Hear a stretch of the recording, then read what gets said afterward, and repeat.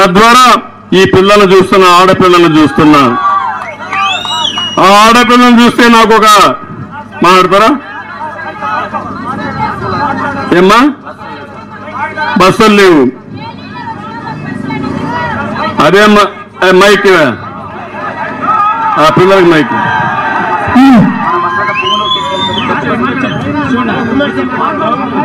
చెప్పమ్మా.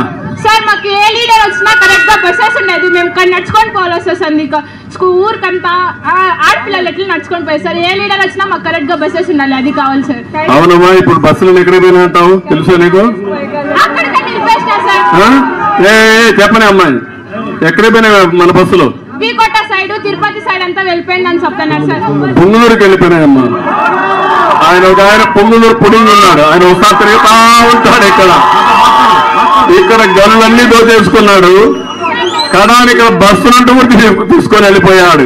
సార్ మేము బస్సెస్ అడిగితే మీరు లవర్ కార్డ్ మాట్లాడుకుంటే మీకు ఎట్లా తెలుస్తుంది, మీరు మాకు బస్సెస్ అంతా లేదు, మీ బాబుని అడిగి వేయించుకోండి అని చెప్తారు సార్. సార్ సింగిల్ బస్ నడుస్తోంది సార్, సింగిల్ బస్ నడుస్తోంది, ఒకే బస్ నడుస్తోంది. ఒకే బస్ అమ్మా.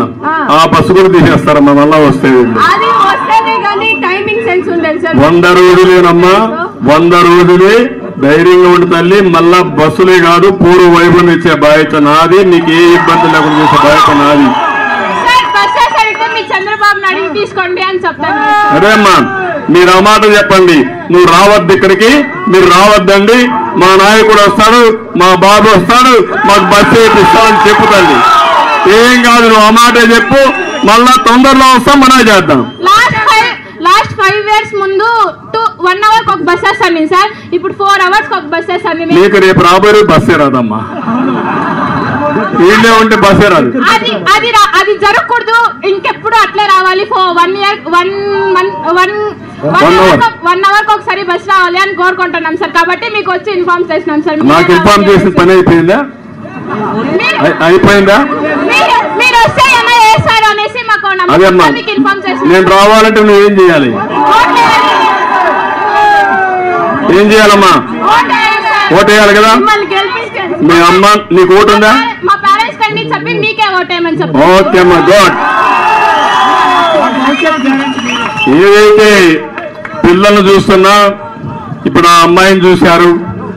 ఒకప్పుడు ఈ ఆడపిల్లలు బయట రావాలంటే ఇంట్లో నుంచి భయపడేవాళ్ళు. ఇప్పుడు నేను ధైర్యంగా వచ్చి చెప్పగలిగిందంటే అది తెలుగుదేశం పార్టీ ఇచ్చిన ధైర్యం.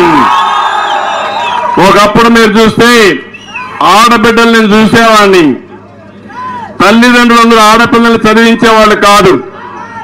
మీరు ఒకటి ఆలోచించేవాళ్ళు, తల్లి గాని తండ్రి గాని అబ్బాయి అమ్మాయి ఉంటే అబ్బాయిని చదివించి వాడైతే నన్ను చూసుకుంటాడు, అమ్మాయికి పెళ్లి చేసి వేరే వాళ్ళ చేతుల్లో పెడతాం, ఈ అమ్మాయిని చదివించకపోయినా పర్వాలేదు అనుకునేవారు.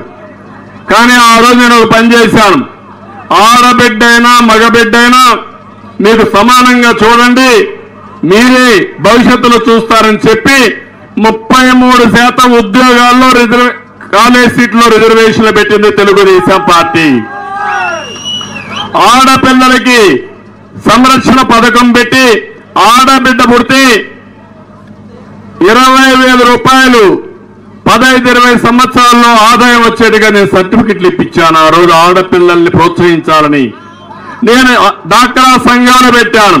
దీనివల్ల ఈరోజు ఆడపిల్లలు బాగా చదువుకున్నాడు. చదువుకొని నిన్నే నేను చూశాను, మగపిల్లల కంటే ఎక్కువ ఆదాయం ఆడపిల్లలకు వస్తా ఉంది. ఒకప్పుడు వరకట్నం పోయి రివర్స్ కట్నం ఇచ్చే పరిస్థితికి వచ్చారు. అది తెలుగుదేశం పార్టీ ఆడబిడ్డలకు ఇచ్చిన గిఫ్ట్ అని మరొకసారి మీ అందరికీ తెలియజేస్తున్నా.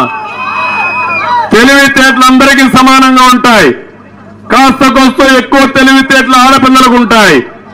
వాళ్ళని ఉపయోగిస్తే కుటుంబాలు బాగుపడతాయి, సమాజం బాగుపడుతుంది, దేశం బాగుపడుతుందని చెప్పి నేను మీకు తెలియజేసుకుంటూ మరొకసారి మిమ్మల్ని చూస్తే ఇక్కడే ఉండాలనిపిస్తుంది. కానీ తమ్ముడు రేపు నుంచి మహాడిస్తా ఇంకా చాలా దూరం వెళ్ళాలి.